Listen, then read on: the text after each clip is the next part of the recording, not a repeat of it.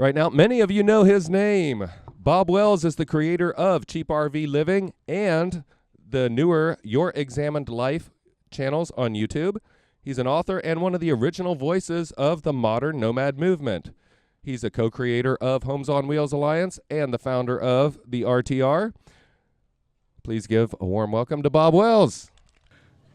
Hi, everyone. Great to see you here again. Thank you all for coming. We hope you're having a great time. I hope you're all finding a great campsite and you have people around you and you're meeting them and making friends. That's kind of what I think of what's the best about the RTR is getting out and making all new friends. And hopefully you're going to make friends for life, friends that you will have and treasure for the rest of your lives. So I hope that for you. In fact, I would even consider it a homework assignment. Make sure you're in with a group and make a few friends that will be a continual blessing to you and to your life. And, of course, you will be a blessing to them as well. So today we're going to talk about mental health for nomads.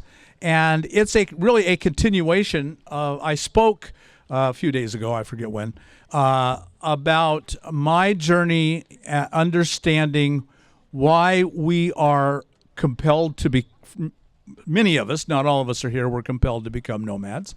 We were forced, some of us, including myself, were forced into being nomads, and so it wasn't a first choice.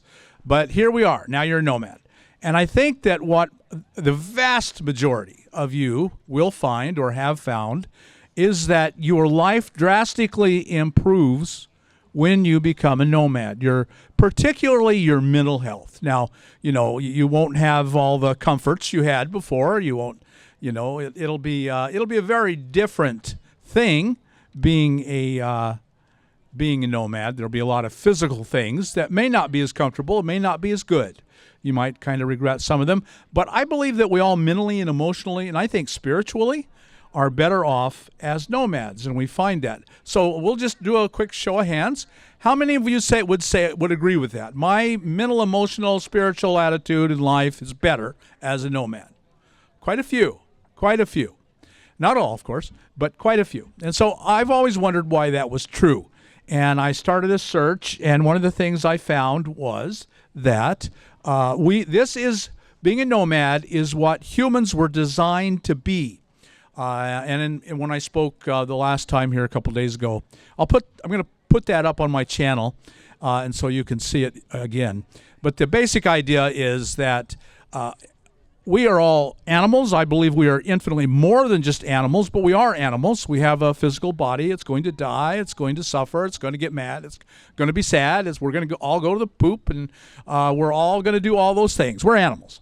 And so like all other animals, humans, Homo sapiens, you and I, had 2 million years of evolution that led up to the current state of where we are.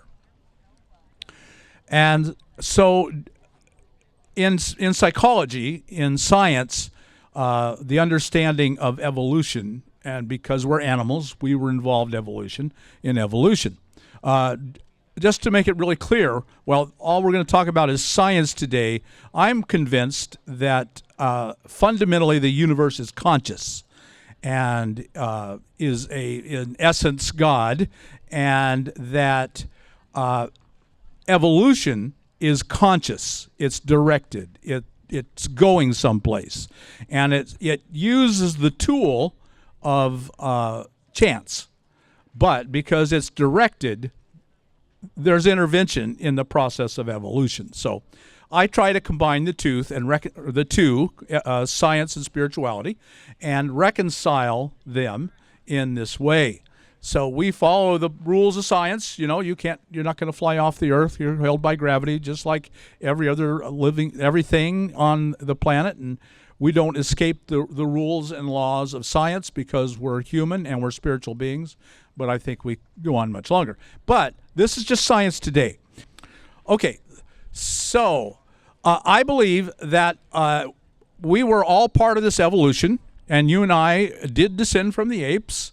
We are infinitely more than apes, but the conscious universe used that process to make us who we are, and that I have absolutely no question that when I die, I will continue to live and go on. And I suspect that the vast majority of us here believe that, although certainly not all. And so I see no conflict. If you're a religious, spiritual person, there's no conflict. And if you're a science person, then you're going to fit right in. That's all we're going to talk about. So we evolved. And in the process of evolution, as the great apes gave way to our species, as we broke away, began a new branch, we evolved. And we evolved in a certain environment. And there's a concept in science, in evolutionary biology, called the environment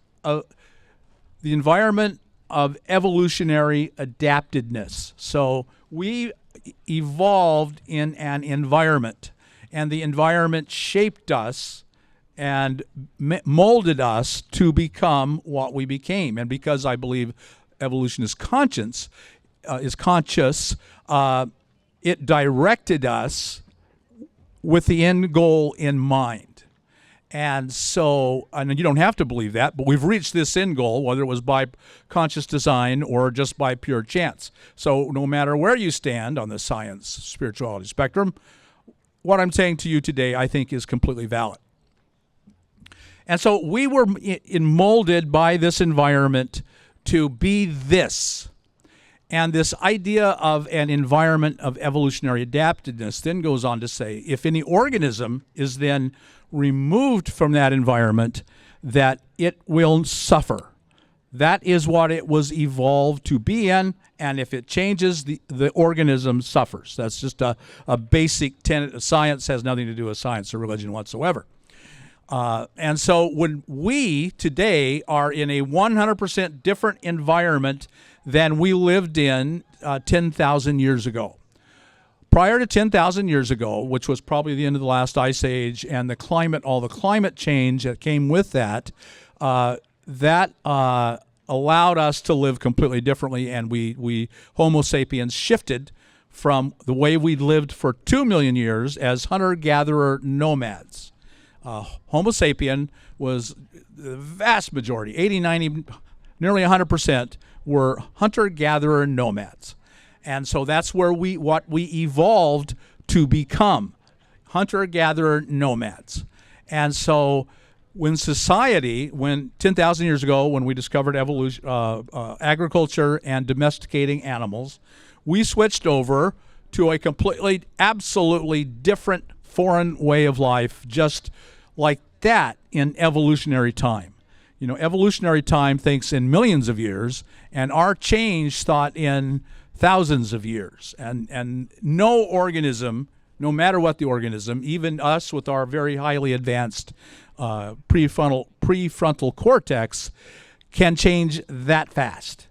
And so you and I are suffering. Our whole society, our whole world is the disaster that it is because we switched out of that environment to a completely foreign environment. One of my favorite quotes, and I love quotes, I've got 365 of them up on Quote of the Day with Bob and Autumn. You might want to check that out.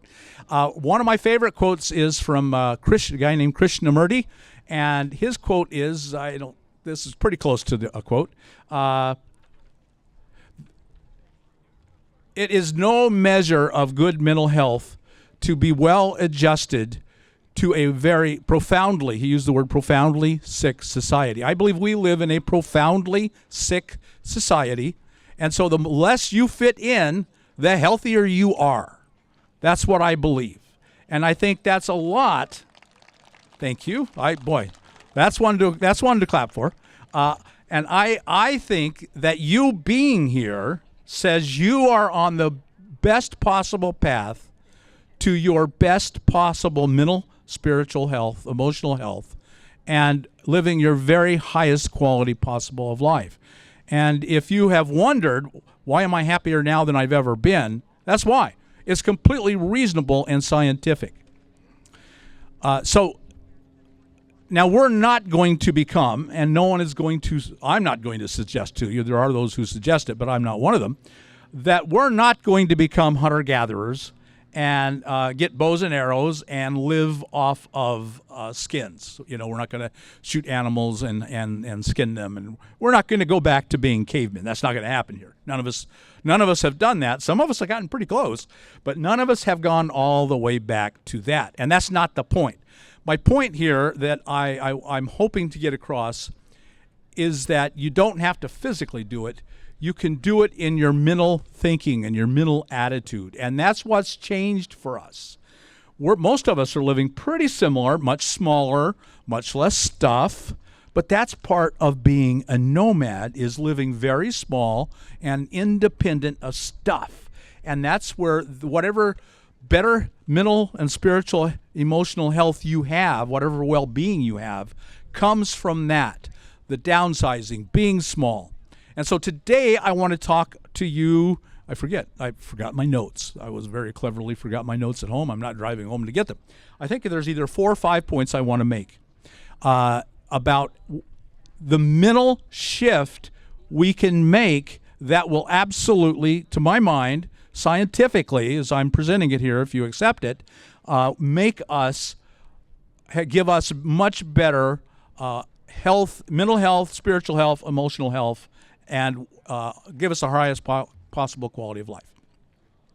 Okay, so the first thing I want to share we're going to look at characteristics of foraging hunter-gatherer peoples, nomads, and how we can adapt that mental attitude. We're not going to adapt their lifestyle other than being on the road and moving.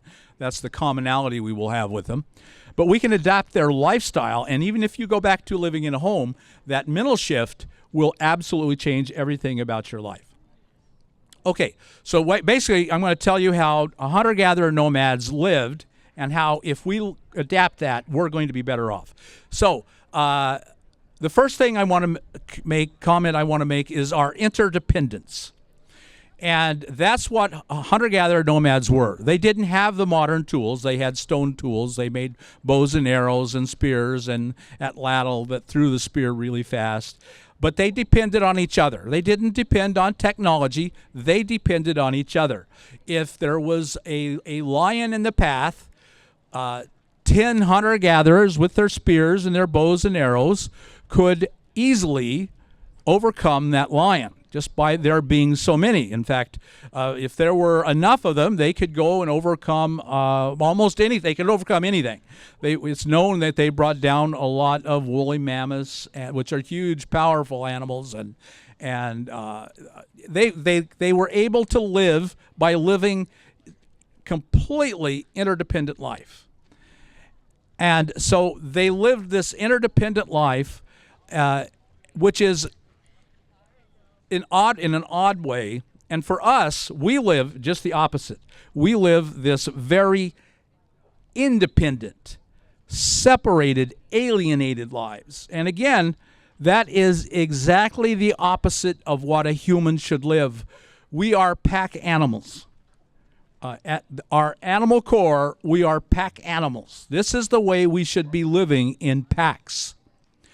And we are, in this country, in Western civilization as a whole, we are so overwhelmed with independence, so completely dominated by I have to be independent, that we have lost that interdependence, that connection, that reliance on one another, and we have become completely independent and separated and alienated.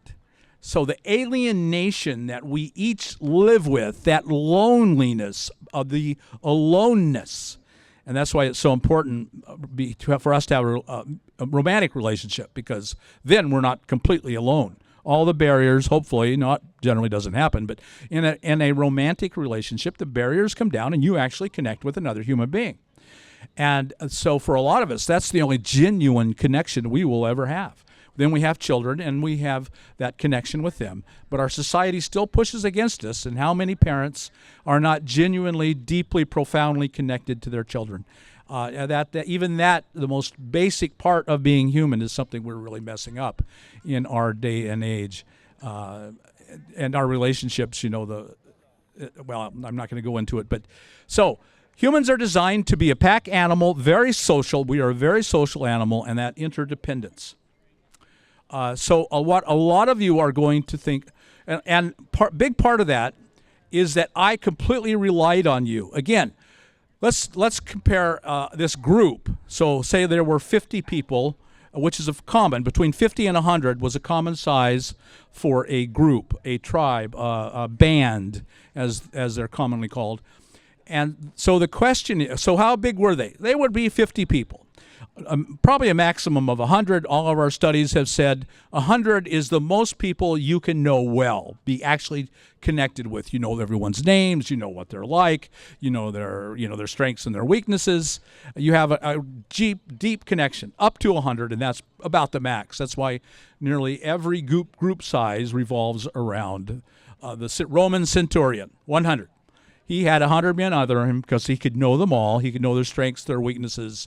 And of course, he was a commander, so it was not an independent relationship, but he knew them, and he could, and they all knew each other, and they built this bond. And in the military, as we've seen so often, it's that bond that makes a fit military, their bond to each other. And that's what we're missing. We are missing the band of brothers concept in the military. We need that in our civilian lives.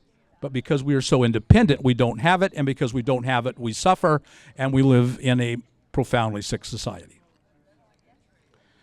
So we'll compare it just to the nuclear family. We love the nuclear family. And so, oh, brother, I'm just going my first topic still. And so in the nuclear family, you have mom, dad, maybe grandma, grandpa, and 2-3 kids.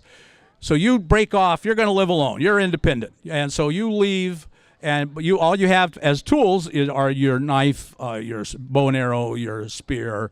And what do you do at night when you all go to sleep? Because if you all go to sleep, anything can sneak in. And believe me, that's what happens in the wild in the real world of the wilderness. A hyena will sneak in and grab your child and take it off. It will grab an adult and take it off. A lion or a tiger can literally sneak in while you're all asleep, grab someone, and take off. But if there's 50 of you camping here together in pretty much direct connection with each other, that's not going to happen. First, because you can have a rotation of someone staying awake who sees, oh, there's a lion. Maybe we should stop the lion before it comes in and grabs us. So being separated from the pack was a death sentence for nomads. We are designed to live that closely with each other. Now, I am an introvert, just like most of you are. So a lot of you are, not most, but a few of you are. At least probably the normal amount of introverts are here, just as in society. And so for me, I need a bit of separation, but I'm aware of my interdependence. And so I try to work on maintaining both, a healthy balance of being connected to a group. So I'm almost always have people around me anymore. I'm almost never completely alone. And I even as this rabid introvert, I still enjoy that. I'm glad I'm doing that. So you can be an introvert. You can combine the two. You can be an introvert in this society. And your overall mental health will be much better if you can integrate as much as possible into a group. And I think that's true. That's why you're here. That is the sole reason you're here, is because you want to integrate into a group. Okay, well, I've covered that all I want to. Well, here's the one thing can't leave out. To be kicked out of the group is a death sentence, because again, a few of you disagree, and you take your family and you go off alone. Well, you won't last a week. Something's going to hear you and smell you and come and eat you, because 2 or 3 adults are not going to keep a group safe, and you all got to sleep. So being separated from the group was a death sentence. So that's the way you and I evolved to live, and the closer we live to that. We're not going to follow that model exactly. We just simply cannot. The closer we live to that, the healthier and better off we're going to be. That shows a lot in male-female relationships. That's another huge difference between nomad groups historically from the Stone Age and us. Women were treated much, much better. For one thing, the women in the morning would put their children on their back, or they'd be running around if they're older, and they would go out and gather. And the women gathered half of the calories. There have been ethnographers, and we talked about this at length in my the last time I spoke a couple days ago. And so the women would go out and gather food, and the men would stay home. And so they would go out and get berries and tubers, and they'd gather, they'd forage plant foods, and about half of the calories came from the women. So the idea that women were never devalued. They provided half the calories. They provided 100% of the children. They nurtured 100% of the children, and they did most of the domestic work. That from what we've seen, that does not change in primitive hunter-gatherer forager societies. That's the normal common breakdown of chores. It maintained just about the same. But they weren't second class. They weren't subservient. They weren't, the whole idea of a woman couldn't vote, which was in 100 years ago, a little over 100 years ago now, a woman couldn't vote.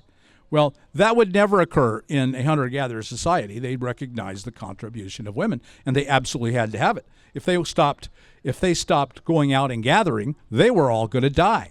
They couldn't live. They wouldn't get enough calories from hunting. It took both. They were both absolutely required. So, in fact, there are not numerous, but there are a pretty large number of hunter-gatherer societies that are matriarchal. The women are in charge.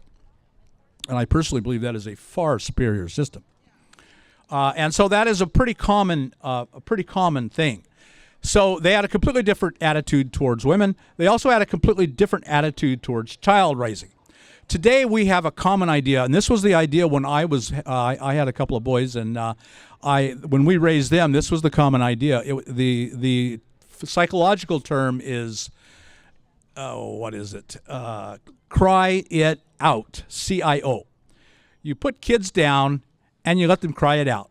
You were teaching them to be independent in the crib, and they didn't sleep with you. This is what they believed. I think this is still a very common teaching technique, and if it is, it's a sad, horrible thing.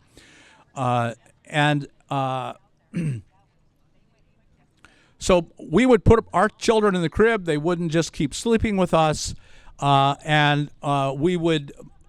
The idea was you just let them cry it out. They'll eventually get tired of crying. They will gain their independence in the crib. They will gain more and more independence right from the beginning. And I was heavily involved in the Christian church, and the idea, and the church I went to, and nearly all the churches I've ever gone to, which has been an awful lot over the years, is spare the rod, spoil the child. And so that's a continuation of that philosophy. Cry it out. Just put them to bed. They're learning to be independent. You're in charge. They've got to obey you and follow you. And so now there's a balance there. You got to find the right balance, and it's different for everybody, and every child is different.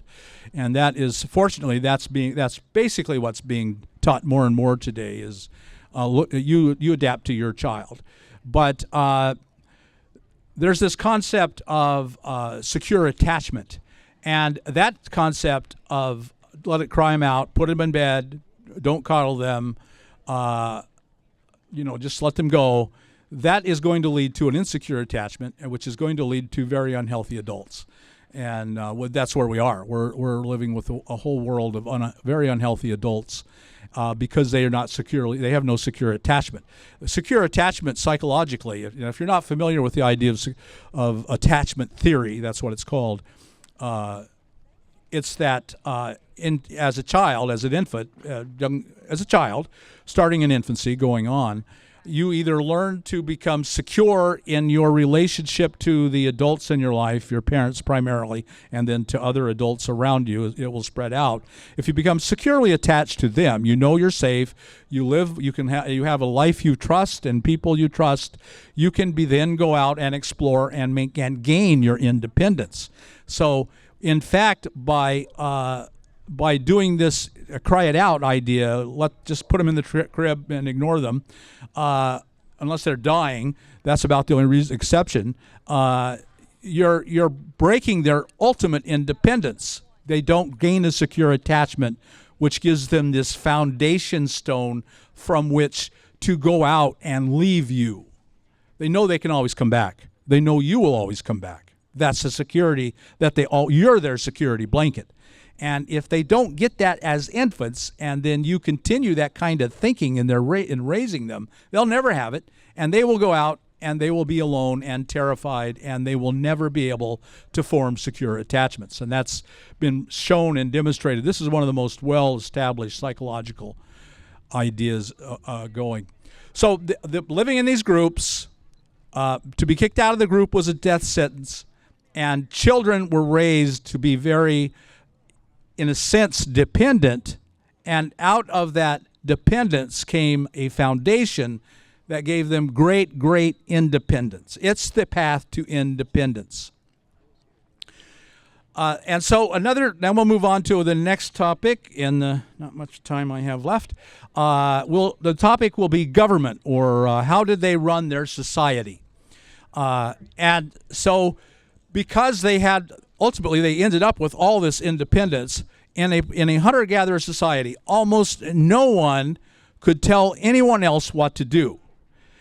And that's still true. It's always been true. In the 17 and 1800s, starting maybe in the 1600s, the European nations explored the world with the idea of world conquest. They wanted the riches that other nations had, and to get the riches, they had to conquer the people. So they sent out explorers, found enough that they wanted, then they sent out armies. Well, when they sent out armies, they sent out scientists to study the people, mainly so they could dominate them even better. And in scientific interest, this was the Enlightened Age, and so science has come to the forefront, and they wanted the science. So these ethnographers were people who went into a group, lived with them, wrote down everything they did. That's how we're getting most of our information. And they studied them, and they knew what they were doing. So when we spread around the world to conquer the world, and I've completely lost my train of thought there. Where was I going with that? Government. We're back to government. And so we're talking about no one could tell anything what to do. No member of the tribe could tell another member of the tribe what to do. So we went to conquer them. That's where I was going. When we went to conquer them, we could easily conquer them. You'd have to wonder if we could get 1,000 men on a ship and get them all unloaded, and they didn't have all their equipment, but most of it, how could 1,000 men conquer a continent? Because they all acted independently. Those 1,000 men acted as one unit because they had no independence. They were soldiers, and so they gave up their independence to become soldiers. But they came from a completely dependent society where if your better told you to do something, you did it. See, no Native American had any idea, or Native anywhere, hunter-gatherer, nomad, had the idea that there was anyone better than me. No one had that thought. That was a completely foreign thought. But in the European societies, every one of them had the idea of better. That aristocrat, however he became that, however long ago someone earned that, is better than me, and I better do what he tells me. Well, no Native American, no nomad, hunter-gatherer nomad, had that concept. That was just a completely foreign way of thinking they couldn't understand. And so when they would act, they couldn't act as a coordinated whole. The tribes couldn't come together. They individually even. A guy would say, okay, they're doing this, so we're going to have to do this. We're going to have to act together. You guys go around there and come from that side. There's a whole lot more of us. That'll work. You go around from there and come from that side, and we'll just completely overwhelm them. They have better weapons, but we can overwhelm them. They couldn't do that because no one could tell anyone else what to do. And so when they met a modern European army, they were just destroyed instantly because the European army they were all subservient slaves to their masters, and so they did what they were told, and they acted as one unit, and they all quickly overcame the hunter-gatherer nomads, and they lost They went around the world. The one thing you'll notice about hunter-gatherer nomads, and there's a very famous letter in the Smithsonian Institute from Ben Franklin, and he wrote this long letter talking about how you never ever saw one of the primitive savages, which is what they would have called them then, one of the primitive savages never left their world to come to our world, even though our world is so much better. Why? What's the matter with all these people?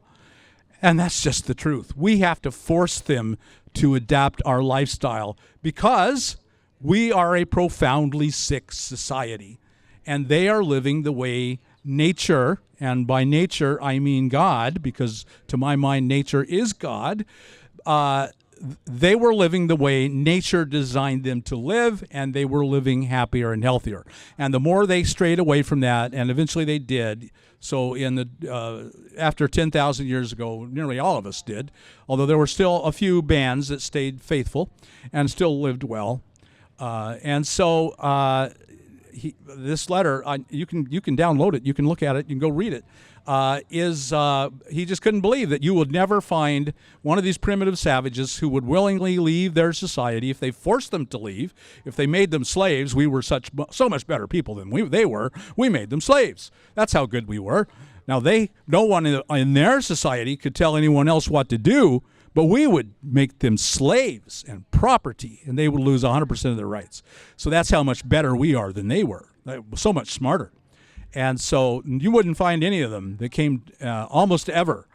You won't find someone who willingly adopted a civilized lifestyle, because our way is profoundly wrong. So the next thing we're going to talk about is nature.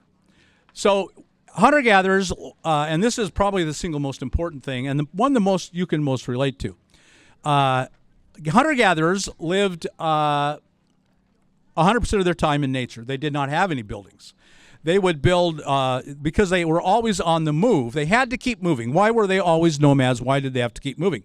Because as we know, if 100 of us come and lived in one area, before very long, we're going to take all the food, if you're depending on the food that's around you, the plant foods and the animal further around that, very quickly you're going to find that you're going to eat all the food, you're going to burn all the wood. You depended on firewood, just like we all love firewood. And you're going to burn it all, and then you're going to all go out and poop somewhere and pee somewhere, and there's 100 of you, and so you're going to start polluting the land, and before long, you're going to make this land not suitable for you all to live on. So you're going to move, because you want to go somewhere else where there are lots of plants and lots of animals and fresh, clean running water, and you'll dig a hole, and you'll all go poop in the hole, but it's still going to get pretty full, and you're going to keep digging holes. If you stay there forever and there's 100 of you, and that's just not going to work. So you move, you keep moving. That's the whole idea. You're always moving. That's what we're doing. And so, but they were always 100% of the time in nature.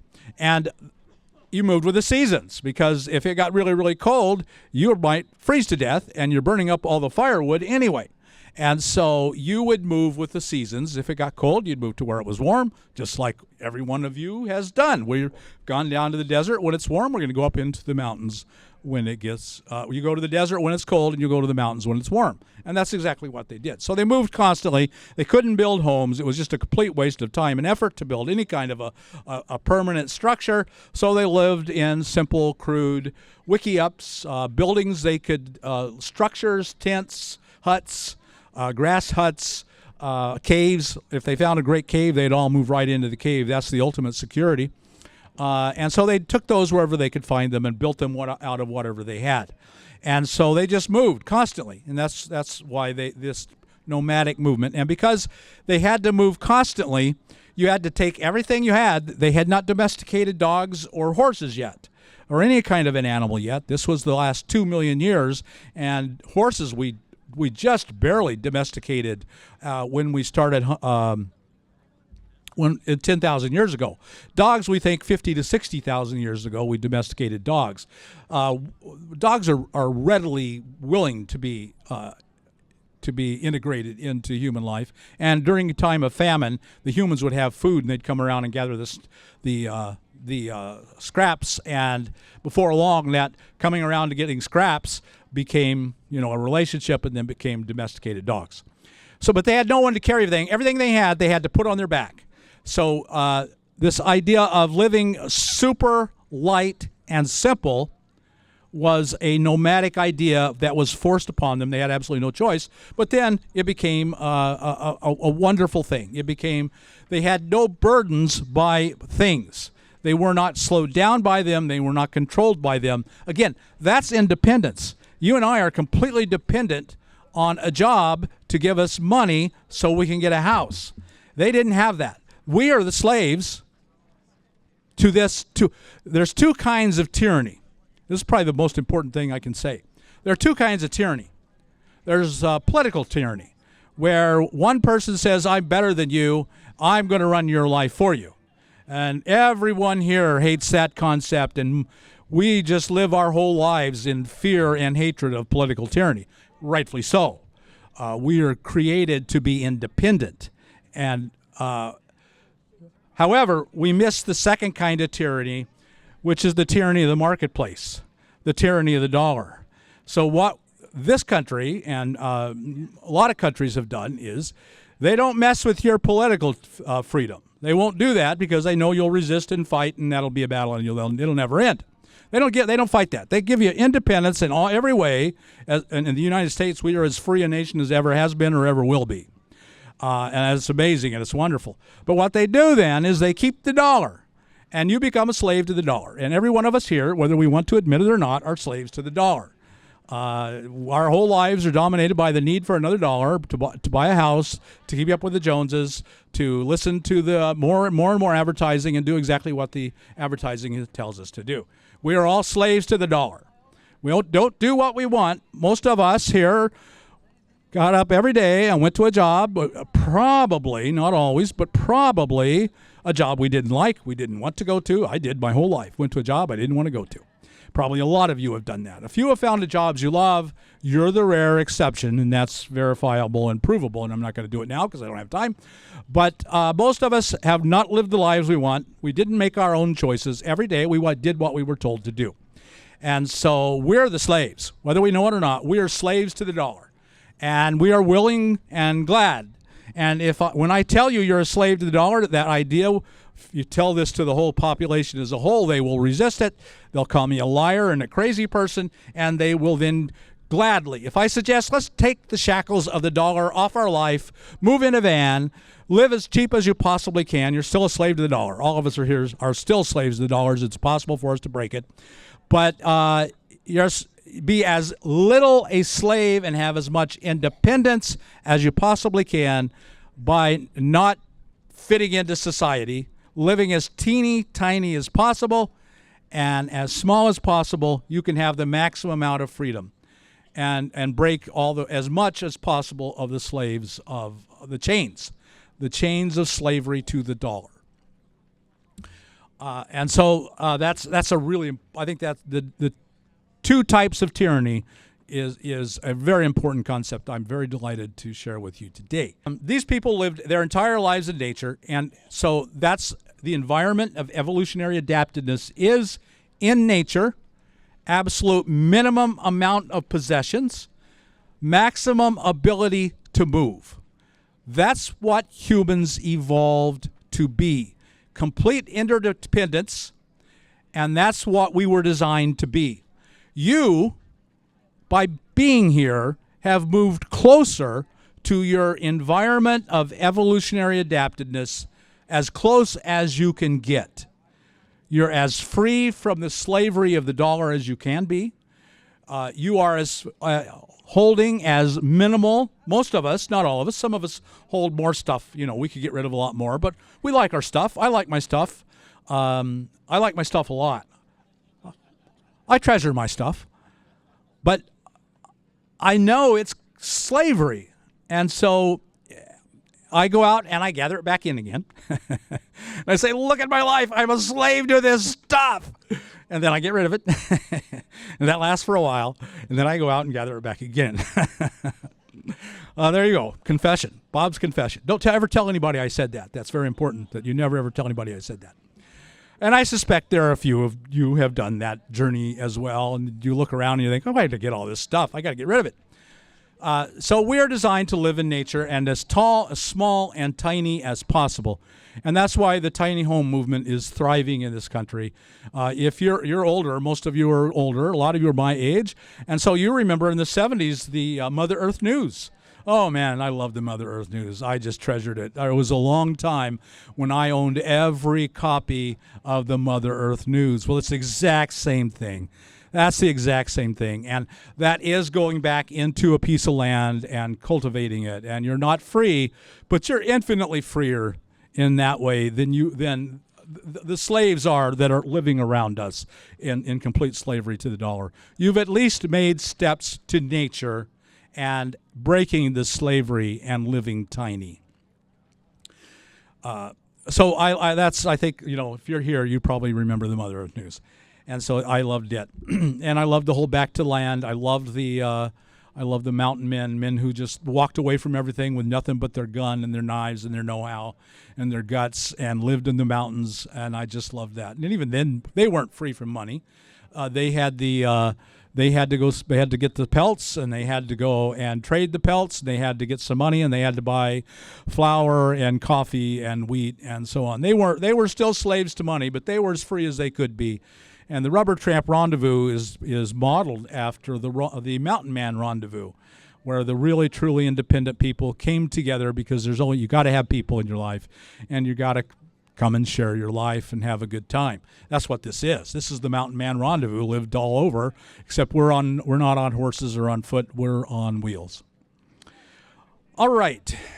So this connection to nature, and that's what we're all experiencing. You're probably all nomads. You're probably all camping out here in the desert. You're going to wake up tomorrow, and you're going to look out your door, and you're going to see a few rigs around you, and they're mostly going to be people you want to be there. They're your tribe. They're your tribe. You want them there. And you're going to be happy hopefully that you're happy that they're there. And if you're not, what are you going to do? You're going to turn your key and drive away and find someone who you're happy is there. Because you can do that because you're living small and tiny. And so you live this direct connection to nature. And everyone who raised their hand when I said this is the best quality of your life you've ever had, that's mainly why you've returned to your environment of evolutionary adaptedness. You wake up in nature, whether it's the desert now and the mountains later, if it's the snow or the heat. And there's a lot of misery, physical discomfort that comes from nature. But you're supposed to experience physical comfort. That's part of the environment. This idea that we will never experience any pain or discomfort, that is torture. That is killing us. That's why you're here. And every time you curse the cold and the wind and the rain or the snow, no, that's the very best possible thing for you, as hard as that is to believe. That's what you were designed to do. To endure and overcome. Endure and overcome. That is a huge part of living your highest possible quality of life. And without it, you're not going to be your happiest. It's just that simple. Nothing can change that. Okay. Nature. Independence. What else is there? Oh, it's out of time. Good thing I had a stopping place. Pardon me?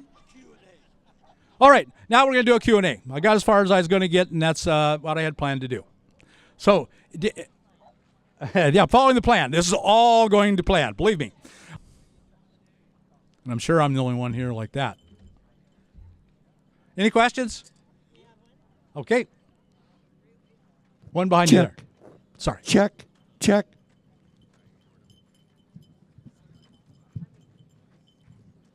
Hey, Bob, buddy, can you hear me? Yes. The one thing you didn't mention was about communes. Back in the day, all they did was just barter. They didn't use money. All they did was communes. They didn't use money. All they did was just barter and worked off of the land and trade. No, can't hear. Yeah, that's called the gift economy, and barter. And most of when they study it's a really big thing when they study these primitive societies is try to understand a gift society. And if you watch movies about Native Americans and early people, there's always the idea of the gift. You meet, you give them a gift. And so, everything was, because you were totally independent and no one could tell you what to do, you had this mutual relationship of trust and dependence. So if I'm completely dependent on you, and if we go hunting, and a lion has been stalking us, and there's a lion going to jump on us, and we have to. But as a unit, we can defend and defeat the lion easily because we're acting as a unit. I depended on you. So the lion's going to jump on my back. I haven't seen it yet. I'm dependent on you to see it and kill it before it kills me. In every way, you are this mutual independence. And because I depended on you to care enough about me to gladly give your life to save me and to have the ability to save me. So here's my point. The gift society bartering. Generosity, that's the one I'm missing. So we're going to try and really quickly cover generosity. No one in a primitive hunter-gatherer society went hungry while others had to eat. That couldn't happen. Why? Because at that moment the lion's about to jump on me and kill me, and he's standing right there, and he knows I have shared everything in my life with him, and he is now healthy and strong because when there was something to eat, and if he didn't have it, I gave it to him, and vice versa, and everyone in the tribe. He was willing gladly, because of this interdependence, to jump in and save my life. And he had the physical strength because I made sure if I had enough to eat, he had enough to eat. And so I depended so completely on everyone else that part of that was generosity. Generosity was the highest value in a hunter-gatherer society. And part of the society was gossip. And gossip is universal in all humans, and if something is universal in humans, that means it served an evolutionary purpose and advantage. And the advantage is, if you were a selfish jerk, if you were a selfish jerk, it would be gossiped about, everyone would know, no one could tell anyone what to do, but the whole group could tell you to leave and not come back, and that was a death sentence because you couldn't live alone. And if not, and if nothing could be done, and you had become a danger to the tribe, then the elders, and that's their form of government, people who were respected. It didn't matter their age, but generally, the older you are, the more wisdom you have, the more you're respected. So we call them elders, but you could be a young elder. The elders would gather, they would talk, they would formulate, they would think, they would watch, and at some point, the elders might get together and you would all go out on a hunt. And if you were a selfish jerk and you needed to go, you were a danger to the community. There were no police. You just had an accident on that hunting trip and didn't come home. You fell off a cliff or you drowned or something and you just didn't come back. You were a danger. So, yes, now communes, in modern times, we're too independent to, very few communes succeed. I love the idea of communes. I've explored the idea of communes. I have tried to join communes. And people, since I've been doing this about being on YouTube and the website, people have always come to me and said, Bob, let's all get together, buy a piece of land, and we'll share it, and basically we'll have a commune. And I just know communes are so hard and they almost never succeed, and I just say, I'm sorry, I wish that could happen, but I don't know that it can. I don't actually think it can happen. None of us can break our independence enough to become that interdependent. And if you can, then the commune will succeed, and if you can't, it will not. The independence will come out, and then you'll fight, and then someone will want to be better. That's always the problem. Someone will be better. That's how those people go out on a hunt and don't come back. They have decided they're better and they need better and they're going to be treated differently. And so you go out on the hunt and they just don't come back. Well, then a commune can work. But probably we're not going to go do that. So to my knowledge, there are almost no communes that have lasted long term. And so, yeah. Okay. Two-part question. Do you personally have a goal that you've set for yourself for this coming year? And since we're your tribe, what would you like to see us do in this coming year to build community or to make it better for something that you've started? How would you like to see it down the road? All right, now we'll go back to my spiritual beliefs. I believe the universe is conscious and it's God, and that God is love. That's just that simple. My whole life philosophy is just that simple. That's it. That's everything I know and believe and I'm certain of in life. And so love is the only way to be happy. It's the only way to be good. And so what I'm suggesting, what is my goal for this next year? It's to be more loving. My goal is to become, before I die, which hopefully is a long ways away, but if not, as soon as possible, to become love with skin on. And I think that's what made hunter-gatherers work. They were each love with skin on. They cared about each other. That's all. Generosity was their highest value. And selfishness was the lowest possible value. And so someone who could not overcome their selfishness became a problem. They became too much of a problem. They went hunting, and he didn't come home.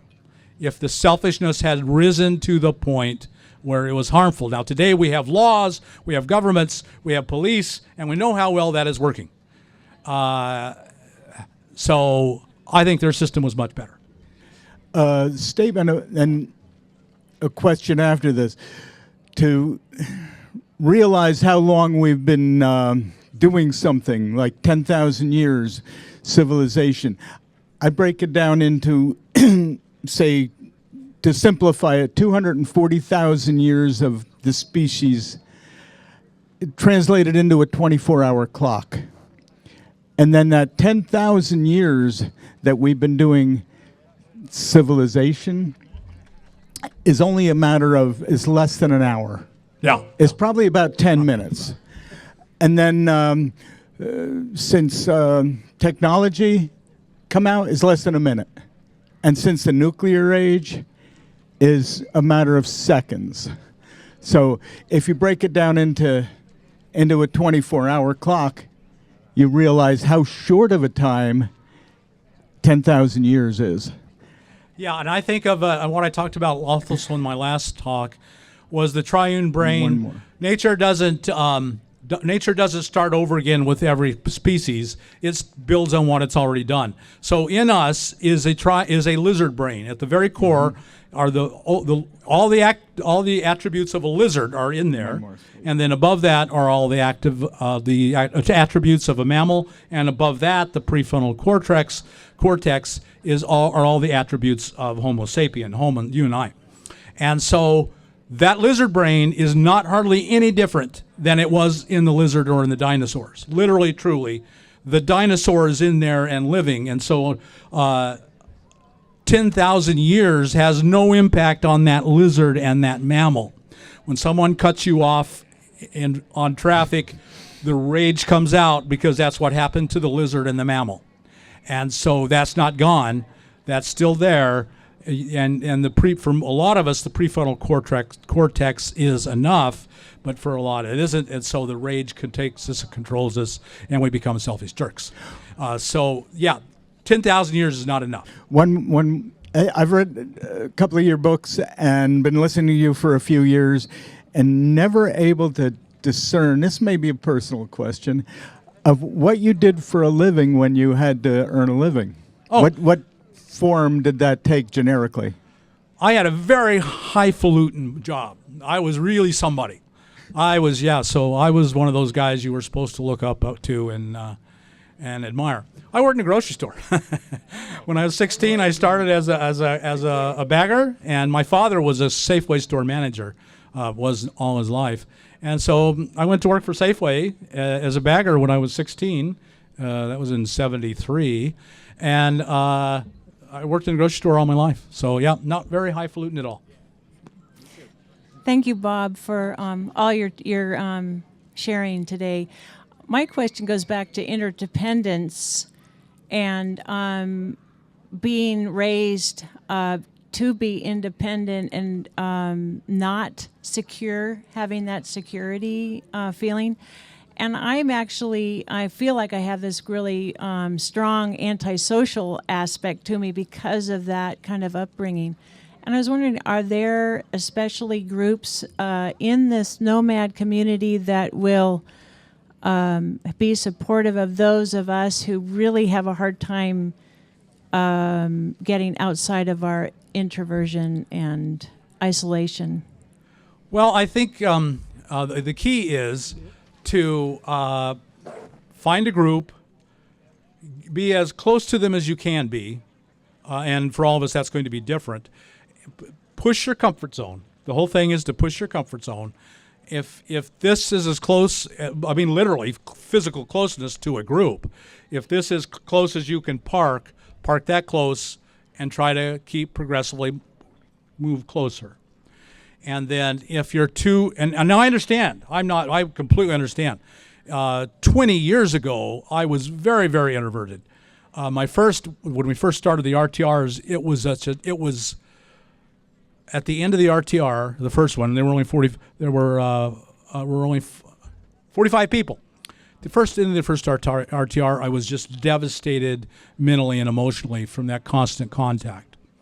And over the years, it has gotten better. That's where I'm going with that.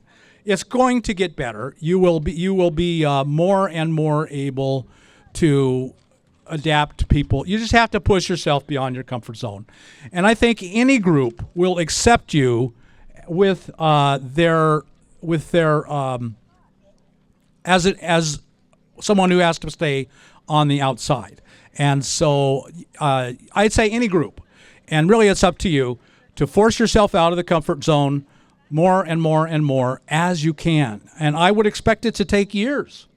If it took you years, if you were as much of an introvert as I was, and it was just taking on this job of telling as many people as I possibly could about this better way of life, it came with the job, and I forced myself. And however long it takes, just find a group. Almost any group will accept you just the way you are, and I think it won't take a special group. It just takes anybody. And if they're not understanding to know that you are an introvert and you need to be allowed your space, then they're the wrong group. You need to go find a different and better group. And right now, there's tons of groups, and I would encourage you all, if you found a group that won't accept you as an introvert and let you come in, go as you are mentally and emotionally available, then that's probably the wrong group, and you'll find one. Part of becoming independent is taking the very best possible care you can of your body. The healthier you keep yourself, the less dependent you are on the system. The simple fact is, a lot of us are born with problems. They are going to make us dependent. I have inherently, I was born with, they don't even know what causes it. I have AFib. My heart just beats irregularly, and modern medicine has a lot of solutions for that. And I went through an outpatient surgery, and now my heart beats perfectly. So I'm dependent on the doctor. I'm dependent on the dollar to get me the doctor. I'm a slave to the doctor and the dollar, and I'm going to be a slave. None of us are going to become free. That just can't happen unless you go out and live on nothing but skins and on the food you kill and the plants you eat. And we're not going to do that. And so none of us are ever going to be free. You want to be as free as you can, and you're probably never going to be free of doctors, because at some point in your life they're going to have something that you have and will help you live another. I'm going to live a lot longer because I cured my AFib. I had a minor surgery. It was an overnight surgery, and I had a minor surgery, and now I'm going to live a bit longer and better because of it. And so I'm still a slave. We're all still slaves. But she's right. In every way, I'm getting a sign that says 0 minutes. In every way, the more and better you take care of your body. And how do you do that? You eat the closest you possibly can to a Paleolithic diet. You go out like they did, and you walk and you work every day, and you have this interdependent life. And of the three, the interdependent life is probably the single most important. I'm going to live much longer because I took this job on. And all the worries and stress of my life has dropped away, as hard to believe as that is. Fear is no longer a part of my life. I have become so securely attached that fear is no longer a part of my life. And the fear and the stress is what kills you faster than anything else. 0 time. I'm done. Thank you.